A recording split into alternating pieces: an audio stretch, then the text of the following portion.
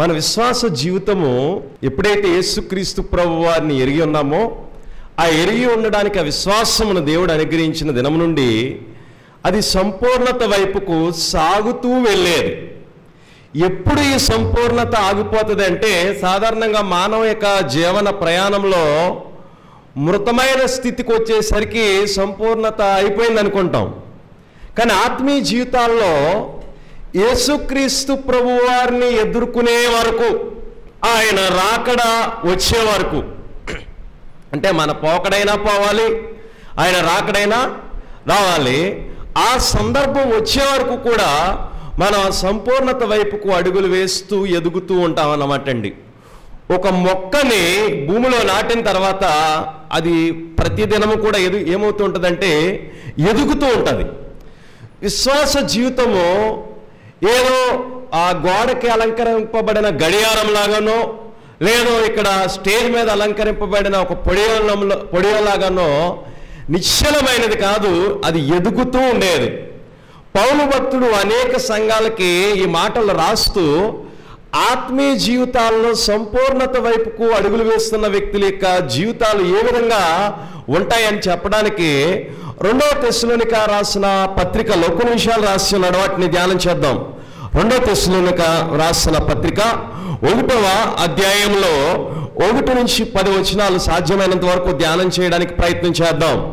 ఈ పత్రిక 1 తెస్సలోనిక రాసిన పత్రిక తర్వాత కొద్ది నెలలలోనే ఈ పత్రిక రాశాడంట. అప్పటికే వారిని మాధురకరమైన సంఘము అని చెప్పడం జరుగుతుంది 1 తెస్సలోనిక రాసిన పత్రికలో. 2వ తెస్సలోనిక రాసిన పత్రికలో వారు ప్రభు యొక్క రాకడ వస్తుందని, ప్రభు రాకడ ఎలాగో వచ్చేస్తుంది కనుక వారు రిలాక్స్ అయిపోయి, ఇంకెలాగా మన జీవితాలు అంతమైపోతాయి కదా, మనం ప్రభు కొరకు ఎదురు చూస్తున్నాం, ఆయన రాకడ త్వరలో వచ్చేస్తుంది అని చెప్పి వారు చేయవలసిన పనులను ఆపివేసుకుని, వారి మధ్యన ప్రభు రాకడ గురించి కొంచెం తప్పుడు యొక్క బోధలు చేయడం బట్టి ఆ బోధలను సరిచేయడానికి పత్రిక రాశాడంటండి.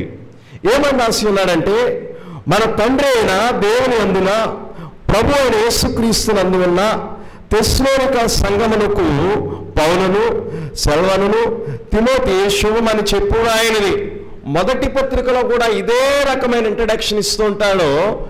తండ్రి అయిన దేవుని అందున ప్రభు అయిన యేసుక్రీస్తునందున, యేసుక్రీస్తు ప్రభు వారు తండ్రి అందున్నారని, తండ్రి క్రీస్తు అందున్నారని, ఏకమై ఉన్నారని చెప్పడానికి వ్రాస్తూ అక్కడున్న సంఘస్థులందరికీ వ్రాస్తున్న యొక్క వ్యక్తుల గురించి వారికి గుర్తు చేస్తూ చెప్తున్న మాటలు ఏంటంటే, తండ్రి అయిన దేవుని నుండి ప్రభు అయిన యేసుక్రీస్తు నుండి కృపయు సమాధానమును మీకు కలుగునగాక.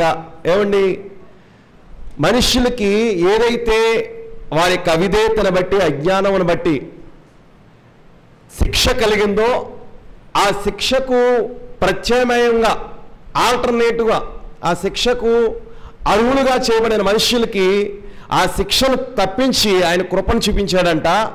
ఎవరైతే ఆయన కృపను పొందుకున్నారో ఆ కృపను పొందుకున్న వ్యక్తులు నిత్యము ఆయన యొక్క సమాధానముతో జీవిస్తూ ఉంటారంట. పరిస్థితులను బట్టి, ప్రతికూలతను బట్టి, ఆ యొక్క అనాలోచితమైన నిర్ణయాల బట్టి, కలిగిన ప్రమాదాలను బట్టి సమాధానం లేకుండా వారు దూరం అయిపోవారంట.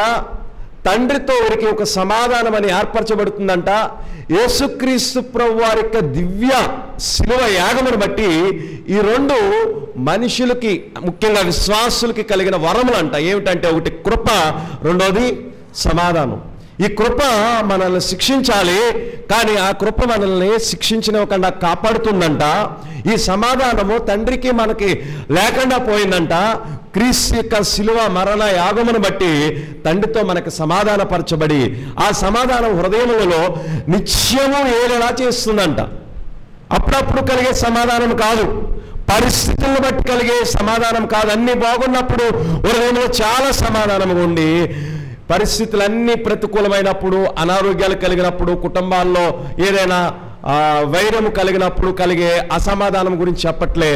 క్రీస్తుని కలిగిన వారు ఈ సమాధాన బంధము చేత వారి హృదయాలను నిత్యము కూడా ఏలుతూ ఉంటుంది కనుక స్థిరమైన ఆ సమాధానాన్ని అనుభవిస్తారని చెప్పడానికి రాస్తూ 3వ వచనం నుంచి అసలైన ప్రాముఖ్యమైన విషయాలనే ఆ యొక్క సంఘస్థులకు చెప్తున్నాడు.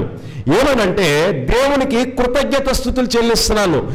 ఎందుకు దేవునికి కృతజ్ఞతాస్తుతులు చెల్లిస్తున్నావు, ఏ కారణం బట్టి దేవునికి కృతజ్ఞతాస్తుతులు చెల్లిస్తున్నావు అని అడిగితే ఆయన 3 కారణాలు చెప్తున్నాడండి. ఆ 3 విషయాలు చూస్తే, మొదటి విషయం ఏమిటంటే, సహోదరులారా, మేము ఎల్లప్పుడూ మిమ్మల్ని గురించి దేవునికి కృతజ్ఞతాస్తుతులు చెల్లించుటకు బద్దులై ఉన్నాము, ఇది యుక్తము. ఎందుకు దేవునికి కృతజ్ఞతాస్తుతులు చెల్లిస్తున్నాము, ఇలా చెల్లించడానికి ఈ యుక్తమైన కారణం ఏమిటి అంటే, మొదటిదంటండి, ఏలయనగా మీ విశ్వాసము బహుగా అభివృద్ధి పొందుచున్నది. మొదటిది ఏంటంటే అండి, ఏ విషయమును బట్టి ఈయన కృతజ్ఞతాస్తుతులు దేవునికి చెల్లిస్తున్నాడంటే, అయ్యా నాకు ఇప్పుడు వరకు ఆరోగ్యం ఇచ్చావు, అందుబట్టి వందనాలు. నన్ను అనేక చోట్లకు నడిపించావు, అనేక పత్రికలు రాయడానికి సహాయం అందించావు, నీ యొక్క క్రీస్తుని గురించిన మర్మము నాకు బాగా విసిదపరిచావు, అందుబట్టి కృతజ్ఞతలు అని చెప్పట్లేదంట. ఏ వ్యక్తులకైతే సువార్త చెప్పి, ఏ వ్యక్తులైతే క్రీస్తుని యొక్క స్వారూప్యములోనికి సంపూర్ణత వైపుకు కొనసాగుతున్నారో, ఆ కొనసాగే వ్యక్తుల యొక్క రిపోర్ట్ ఈయన దగ్గరికి వచ్చినప్పుడు, ఆ రిపోర్ట్లో ఆ రాబడిన వ్యక్తి చెప్పాడంట, వీరు విశ్వాసంలో ఏమవుతున్నారని అంటండి, అభివృద్ధి పొందుచున్నారంటండి. ఎలాంటి అభివృద్ధి అని అక్కడ రాయబడిందో తెలుసా అండి, బహుగా అభివృద్ధి పొంది. మన ఆత్మీయ జీవితాల్లో సంవత్సరములు గడుస్తుంటే, రోజులు గడుస్తుంటే, నెలలు గడుస్తుంటే, ఇహలోక సంపదల విషయంలో బహుగా అభివృద్ధి చెందాలనుకుంటున్నాం, ఇహలోక కార్యముల విషయంలో బహుగా అభివృద్ధి చెందాలనుకుంటున్నాం, విశ్వాసంలో బహుగా అభివృద్ధి చెందుతున్నామా అనేది ప్రశ్నించుకోవాలి. ఈ తెస్సలోనిక పట్టణస్థులు 1వ అధ్యాయం 1 తెస్సలోనిక రాసిన పత్రికలో చూస్తుంటే, వారిని మాదిరి సంఘముగా, మాదిరి కలిగిన వ్యక్తులుగా, వారి విశ్వాసము క్రియలు కలిగినదా కనబడుతూ ఉంటుందండి. ఆ క్రియలు అక్కడితో ఆగిపోలేదంట. ఆ క్రియలు ఏమవుతున్నాయంటే మరింత కనపరచబడుతున్నాయి. కనుక వీరి గురించి చెప్పబడిన సాక్ష్యంలో వీరి విశ్వాసము అంతకంతకి అభివృద్ధి కనపడుతుందంట. ఇది చూసిన వారు పౌలు గారికి చెప్పారంట, అయ్యా తెస్సలోనిక పట్టణస్థులు వారి విశ్వాసంలో ఎలా ఉన్నారు తెలుసా, వారికి కలిగిన శ్రమలలో, వారికి కలిగిన ప్రతికూలతలో, వారికి కలిగిన నిందలలో, అవమానాలలో వారి విశ్వాసమును విడిచిపెట్టక వారి విశ్వాసంలో మరింత ఏమవుతున్నారంటండి, అభివృద్ధి చెందుతున్నారంట. కనుక సంపూర్ణత వైపుకు మనం సాగుతున్నప్పుడు మన విశ్వాసము ఏమవుతూ ఉండాలంటే అభివృద్ధి చెందుతుండాలి. అది ఎంతగా అంటే బహుగా అభివృద్ధి చెందాలంటండి, అంతకంతకే అభివృద్ధి చెందుతుండాలంటండి. మన పిల్లలు ఆ యొక్క సంవత్సరంలో గతిస్తున్నప్పుడు వారి జ్ఞానంలోను, తెలివితేటల్లోనూ, నైపుణ్యతలోను, ఆరోగ్యంలోనూ ఎదుగుతూ ఉండాలని కోరుకుంటామా? ఏమండి, ఎదుగుతూ ఉంటే అన్ని విషయాలు వీడికి తెలిసిపోతాయండి. అందుకని చిన్నప్పుడు ఎలా అయితే ఉన్నారో అలాగే ఉంటే బాగుండండి అనుకుంటామా? వారి నైపుణ్యులు కావాలని కోరుకుంటాం, వారు అనేకుల చేత, వారి యొక్క క్రియల చేత ప్రశంసింపబడాలని కోరుకుంటాం. ఆత్మీయ జీవితంలో కూడా విశ్వాసం అంటండి బహుగా అభివృద్ధి చెందుతూ ఉండాలంట. ఎప్పుడైతే దేవుని పట్ల వారి విశ్వాసము బహుగా అభివృద్ధి చెందుతుందో వెంటనే రెండోది జరుగుతుందంట. ఏమిటి రెండోది అంటే, ఆ పక్కనే వ్రాయబడి ఉంది, మీ అందరిలో ప్రతివాడును ఎదుటివాని ఎడల చూపే ప్రేమ విస్తరించుచున్నది. దేవుని ఎడల విశ్వాసము గనక అభివృద్ధి చెందుతూ ఉంటే మన తోటి విశ్వాసుల పట్ల, మన తోటి సహోదరుల పట్ల, మన తోటి మానవుల పట్ల మనకున్న ప్రేమ ఏమవుతూ ఉంటుందంటే విస్తరింపబడుతూ ఉంటుందంటండి. కానీ నేటి ప్రేమ ఏమైపోతుందో తెలుసండి, అంత్యదినముల అపాయకరమైన కాలంలో వచ్చి ఉన్నాయి. మనుష్యుల ప్రేమ ఏమైపోతుందంటండి, చల్లారిపోతుందంటండి. దేవుని యందు విశ్వాసములు ఎదుగుతున్న వారు తన తోటి సహోదరుల యొక్క ఆత్మీయ జీవితాలలో కావచ్చు, తన తోటి సహోదరులు రక్షణ విషయంలో నిర్లక్ష్యం చేసిన ఎడల కావచ్చు, వారి పట్ల ప్రేమ చూపడానికి, వారి పట్ల శ్రద్ధ చూపించడానికి, వారి పట్ల వారికి దేవుడు అనుగ్రహించిన ఈ ప్రేమని అందించడానికి నిరంతరము కూడా తాపత్రయపడుతూ ఉంటాడండి. ఎందుకంటే ఇదే తెస్సలోనిక రాసిన పత్రిక 3వ అధ్యాయంలో పౌలు ఈ యొక్క ప్రేమ వారికి కొదువై ఉందని, ఆ ప్రేమ వారికి కలగాలని చింతిస్తున్నట్లుగా 3వ అధ్యాయము 1 తెస్సలోనిక రాసిన పత్రిక 3వ అధ్యాయము 13వ వచనాలు చదువుతున్నాను చూడండి. నేను చదువుతున్నాను. మన తండ్రి అయిన దేవుని ఎదుట మీ హృదయములను పరిశుద్ధత విషయమై అనింద్యమైనవిగా ఆయన స్థిరపరచుటకై మేము మీ ఎడల ఎలాగ ప్రేమలో అభివృద్ధి పొంది వర్ధిల్లుచున్నామో అలాగే మీరును ఒకని ఎడల ఒకడును మనుషులందరి ఎడలను ప్రేమలో అభివృద్ధి పొంది వర్ధిల్లినట్టు ప్రభువు. అప్పుడు వారికి ఆ ప్రేమలో వర్ధిల్లింపు లేదు, ప్రేమలో విస్తరింపు కనపడట్లేదు. వీరు అలాంటి ప్రేమను కలిగి ఉన్నారు. అదే ప్రేమ తెస్సలోనికే పట్టణస్థులకి కూడా కలగాలని ఆయన అక్కడ ప్రార్థించి ఉన్నాడంట, కోరి ఉన్నాడంట, వారికి ఆ యొక్క పత్రిక ద్వారా తెలియచేసి ఉన్నాడంట. ఆ చదువున వీరు ఆ యొక్క దినానికి మరలా ఈ యొక్క తెస్సలోనిక సంఘం దగ్గర నుంచి రిపోర్ట్ వెళ్ళినప్పుడు పౌలు గారు వీరి ప్రేమ గురించి రాస్తున్న మాట ఏంటి తెలుసా? నేనే మాట అయితే మీకు ముందు చెప్పి ఉన్నాను, ఆ ప్రేమలో మీరు ఏమవ్వాలని నేను ఆశపడి ఉన్నానంటే వర్ధిల్లాలని, అభివృద్ధి చెందాలని ఆశపడి ఉన్నాను. అది క్రియలలో కనపడుతుంది. మీ ప్రేమ ఏం చేస్తుందంటండి? వ్యాపిస్తుందంటండి. విశ్వాసం ఎదుగుతుందంట, ప్రేమ వ్యాపిస్తుందంట. దేవుని పట్ల విశ్వాసం పెరుగుతున్న కొలుదు మన తోటి మానవుల యొక్క రక్షణార్థమై, మన తోటి సహోదరుల యొక్క ఆత్మీయ జీవితాల విషయమై మరింత మనలో ప్రేమ పెంపొందింపబడాలంటండి, అది విస్తరింపబడుతూ ఉండాలంటండి. ఈ దినాల్లో ప్రేమ చూపిస్తే తిరిగి ప్రేమ కనపడట్లేదని వారికి ప్రేమను చూపించడం మానేస్తున్నాము. ఆ ప్రేమ వలన ఏమి కూడా లాభం లేదండి, మమ్మల్ని చేతకాని వారిలాగా చూస్తున్నారండి, మమ్మల్ని అసమర్థులుగా చూస్తున్నారండి అని చాలామంది విశ్వాసులు ఆ ప్రేమలో ఇతరులకి కనపరిచే విషయంలో వెనకడుగు వేస్తున్నారు. అంటే ప్రేమ అంట బదులు ఆశించదంట. సర్వ ఆ యొక్క తప్పులని, ప్రతి ఒక్క ఆ యొక్క నిందలని ఏదైనా కలే వాటిని క్షమించే గుణం ఉంటుందంట, ప్రతి దానిని భరించే గుణం ఉంటుందంట. విశ్వాసులు ప్రేమ లేకపోతే ప్రేమ లేనివాడు నావాడు కాదు. నేను దేవుణ్ణి చాలా ప్రేమిస్తున్నానని చెప్పి మన తోటి సహోదరుల ఎడల ఆ ప్రేమను కలిగి ఉండకపోతేనంటండి మనము ప్రేమ లేని వారం అంటండి. రెండవది, మన ఆత్మీయ జీవితంలో సంపూర్ణత వైపుకు సాగుతున్నాం అనడానికి మొదటిది విశ్వాసంలో బహుగా వర్ధిల్లుట, ప్రేమలో వ్యాపింపబడుట. విశ్వాసం అనేది ఒక విత్తనంలా నాటబడి వేరుగా నాటబడితేనంటండి ప్రేమ ఆ వేరు మీద ఫలింపుగా కనపడుతూ ఉంటుందంటండి లోకానికి. ఈ రెండు ఉన్న వ్యక్తులు మూడోది ఏం చేస్తుంటారంటేనంటండి, అందువలన మీ హింసలన్నిటిలోనూ మీరు సహించుచున్న శ్రమలలోనూ మీ ఓర్పును విశ్వాసమును చూచి మేము దేవుని సంఘములలో మీ యందు అతిశయపడుచున్నాము. వారికి కలిగిన శ్రమలు, మనుషులందరూ కూడా వారికి కలిగిన ప్రతికూలతలతో, వారికి కలిగిన బాధలు వారి యొక్క స్థాయిలలో వారికి చాలా తీవ్రమైనవిగా కనపడుతూ ఉంటాయి. వారందరినీ ఆదరించడానికి చెప్తున్నాడు. వారికి అలాంటి హింసలే కలిగినాయి అంట. ప్రభువుని నమ్ముకోవడం బట్టి, ప్రభువుని వెంబడించడం బట్టి, ప్రభు యందు విశ్వాసం ఉంచడం బట్టి అలాంటి హింసలలో, అలాంటి బాధలలో, అలాంటి కష్టాలలో వారికి అంటండి ఏం కలిగిందంట తెలుసండి? సహనము, ఓర్పు. ఏంది ఈ దినాల్లో సహించడం అస్సలు గెట్టట్లేదు, అసలు పడట్లేదు. అది దానికి మాకు అంటదండి అన్నట్టుగా ఉంటున్నారండి. ఎవరు అనుకుంటున్నారు తెలుసండి? విశ్వాసులే. సహనాన్ని ఒకసారి క్షమిస్తామండి, 2 సార్లు క్షమిస్తామండి, ఒక 10 సార్లు చెప్పగలమండి. ఎన్నిసార్లు అండి సహనం చూపించాలి? ఎంతవరకు చూపించాలి అని అన్నట్టుగా ప్రవర్తిస్తున్నారు. ఈ యొక్క పట్టణస్థులంట, ఈ సంఘస్థులంటండి దేవుని యందు అంటండి మరింత వీరు అతిశయించడానికి, పక్కనున్న వారందరికీ కూడా ఈ విశ్వాస జీవితమును బట్టి, వీరి ప్రేమను బట్టి, ముఖ్యంగా వారు ఎదుర్కొంటున్న ప్రతికూలత, సమస్యలు, శ్రమలు, వీటిలలో వారి సహనము, ఓర్పు ఏమవుతుందంటండి? కనపడుతుందంటండి.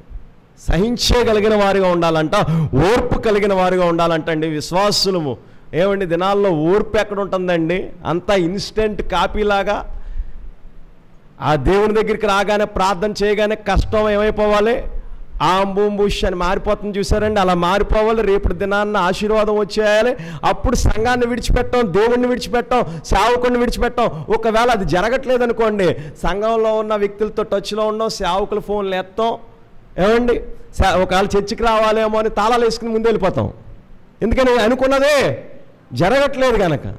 వీరంటండి దేవుని కోసం ఎదురు చూస్తూ ఆయన రాకడ కోసం ఎదురు చూస్తున్నప్పుడు అనేకమైన శ్రమలు, అనేకమైన ప్రతికూలతలు, అనేకమైన హింసలు పడుతున్నప్పుడు వారు ఓర్పుని విడిచిపెట్టలేదంట. విశ్వాసంలో ఎదుగుతున్న వ్యక్తులకి, సంపూర్ణత వైపు సాగుతున్న వ్యక్తులకి ఉండే మూడో లక్షణం ఏంటంటే ఓర్పు కలిగి ఉండడం. శ్రమలలో మీరు ఓర్పు కలిగి ఉండడం, నిందలలో ఓర్పు కలిగి ఉండడం, కష్టాలలో ఓర్పు కలిగి ఉండడం. మీరు ఓర్మి కలిగిన వారైతే దాని యొక్క ప్రతిఫలాన్ని అంటండి ఇక్కడ మనం చూడమంట కింద మాటల్లో వారు వెంటనే మీరు ఓర్పు కలిగి ఉన్నారు కదా, దేవుడు మిమ్మల్ని ఇలా ఆశీర్వదించేస్తాడని చెప్పలేదు. ఎంత ఓర్పు కలగడం బట్టి, మీరు పడుతున్న శ్రమలను బట్టి, మీకు ఎవరి వలనైతే శ్రమలు కలిగినాయో వాటన్నిటిని బట్టి ప్రతిఫలం ఎక్కడ వస్తుందో తెలుసా? చూడండి 5వ వచనంలో, దేవుని కొరకు మీరు శ్రమ పడుచున్నారు, ఆ దేవుని రాజ్యమునకు మీరు యోగ్యునిగా ఎంచబడి నిమిత్తము. ఈ యొక్క శ్రమలు, ప్రతికూలతలు, నిందలు, అవమానాలు, దుఃఖకరమైన ఇవన్నీ దేనికోసమై అంటే ఆ దేవుని రాజ్యం కొరకు. ఏమండి ఇక్కడ చాలామందికి శ్రమ అంటే మాకు తెలియదండి, శ్రమలు మాకేమీ లేవండి, సంతృప్తిగా ఉన్నామండి, సంపూర్ణంగా ఉన్నామండి అనుకుంటామంటాం. విశ్వాసులైన వారికి అంటండి శ్రమలో గుండా మనం వెళ్ళకపోతే మన విశ్వాస జీవితం నిజమైందా కాదని మనం చెక్ చేసుకుంటూ ఉండాలంట. ఎందుకంటే యేసుక్రీస్తు ప్రభువారు కానీ పత్రికల్లో కానీ అనేకమైన శ్రమలు పొందిన పిమ్మట వారు సువర్ణంగా మారటం కానీ ఇందాక మనం చూసి ఉన్నాం.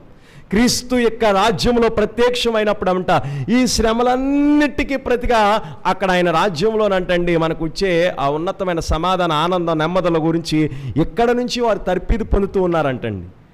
ఇంతకాలం మీరు శ్రమలు పొందారు కదా, ఇంక నేను ప్రార్థన చేస్తున్నాను ఇక్కడితో అయిపోతే ఈ శ్రమలు అని అనట్లేదంటండి. ఆయన రాజ్యం వరకు కూడా, ఆయన రాజ్యం చేరే వరకు కూడా, ఆయన రాకడ వచ్చే వరకు కూడా, ఆయన్ని కలుసుకునే వరకు కూడా, మీరు ఆయన దగ్గరికి వెళ్ళే వరకు కూడా వీటి గుండా వెళ్తున్నప్పుడు మీరు చింతించవలసిన అవసరం లేదు, దుఃఖించవలసిన అవసరం లేదు, ఓర్పు కలిగి ఉండటం. 3వ విషయాలు మనం నేర్చుకున్నామండి. మనం సంపూర్ణత వైపు సాగుతున్నప్పుడు మన విశ్వాసము బహుగా అభివృద్ధి చెందుతుండాలి. ఎలా అభివృద్ధి చెందుతుండాలి? వీటికి సూచన ఏమిటి? విశ్వాసంలో అభివృద్ధి చెందుతున్నప్పుడు ఏమంటే కష్టం వస్తే, ప్రతికూలత వస్తే దేవుడి వైపు చూడాలి, మనుషుల వైపు కాదు. ఈ వైపు చూస్తే ఖచ్చితంగా దీని ద్వారా నేను చేసే పని ద్వారా నాకు న్యాయం దొరుకుతుందని అనుకుంటాం. వాటికంటే ముఖ్యంగా దేవుడు చేయగలడని దేవుడి వైపు సంపూర్ణంగా మన యొక్క విశ్వాసమును ఉంచటం. అది ప్రజలందరికీ కూడా కనపడుతూ ఉంటుందంట.